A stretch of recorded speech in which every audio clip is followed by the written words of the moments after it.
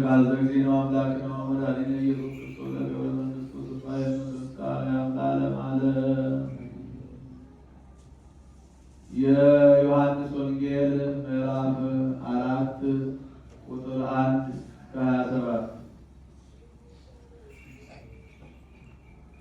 እንግዲህ ኢየሱስ ከዮሐንስ ይልቅ ደቀ መዛሙርት ያደርጋል ያጠምቅማል ማለትም ፈሪሳውያን እንደሰሙ ጌታ ባወቀ ጊዜ ይሁዳን ትቶ ወደ ገሊላ ደግሞ ሄደ። ዳሩ ግን ደቀ መዛሙርቱ እንጂ ኢየሱስ ራሱ አላጠመቀም፣ በሰማርያም ያልፍ ግድ ሆነበት።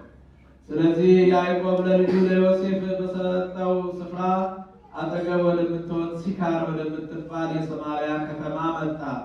በዚያም ያዕቆብ ጉድጓድ ነበረ። ኢየሱስም መንገድ ከመሄድ ደግሞ በጉድጓዱ አጠገብ እንዲህ ተቀመጠ። ጊዜውም 6 ሰዓት ያህል ነበረ። ከሰማርያ አንዲት ሴት ውሃ ልትቀዳ መጣች። ኢየሱስም ውሃ ጠጪኝ አላት።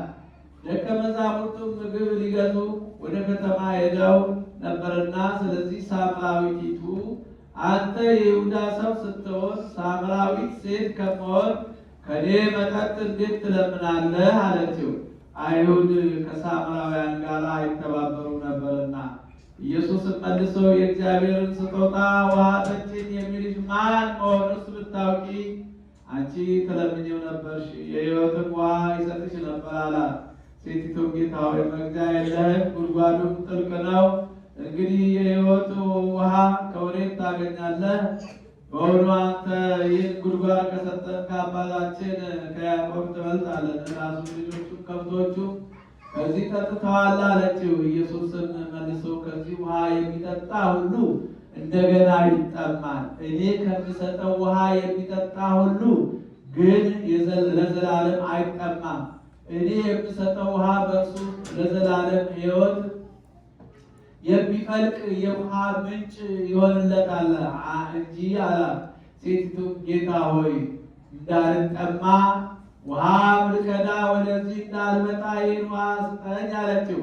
ኢየሱስም ሂጂና ባልሽን ጠርተሽ ወደዚህ ነይ አላት። ሴቲቱም መልሳ ባል የለኝም አለችው። ኢየሱስም ባል የለኝም በማለትሽ መልካም ተናገርሽ፣ 5 ባሎች ነበሩሽና አሁንም ከአንቺ ጋር ያለው ባልሽ አይደለም፣ በዚህስ እውነት ተናገርሽ አላት። ሴቲቱ ጌታ ሆይ አንተ ነቢይ እንደሆንክ አያለሁ። አባቶቻችን በዚህ ተራራ ሰገዱ፣ እናንተም ሰው ሊሰግድበት የሚገባ ስፍራ በኢየሩሳሌም ነው ትላላችሁ አለችው። ኢየሱስም እንዲህ አላት፣ አንቺ ሴት እመኚ፣ በዚህ ተራራ ወይም በኢየሩሳሌም ለአብ የማትሰግዱበት ጊዜ ይመጣል። እናንተ ስለማታውቁ ትሰግዳላችሁ። እኛ መዳን ከአይሁድ ነውና ለምናውቀው እንሰግዳለን።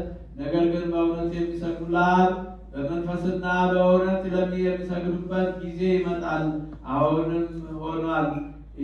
አብ ሊሰግዱለት እንደነዚህ ያሉትን ይሻልና። እግዚአብሔር መንፈስ ነው፣ የሚሰግዱለትን በመንፈስ እና በእውነት ሊሰግዱለት ያስፈልጋቸዋል። ሴቲቱ ክርስቶስ የሚባል መሲህ እንዲመጣ አውቃለሁ፣ እርሱ ሲመጣ ሁሉን ይነግረናል አለችው። ኢየሱስም የምናገርሽ እኔ እርሱ ነኝ አላት። በወልድ ያመነ የዘላለም ሕይወት አለ።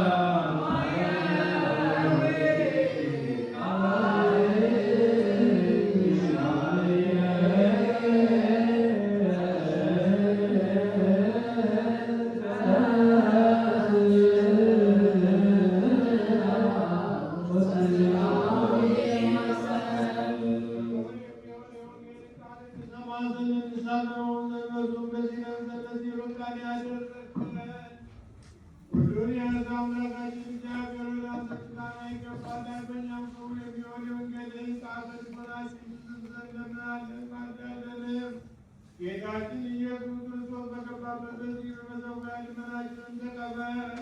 በእኛም በወገኖቻችን ላይ ቅርታና ቸርነትህን በአንድ ልጅ ላንተ ምስጋና ፈቃድነትም ይገባልና ለዘላለሙ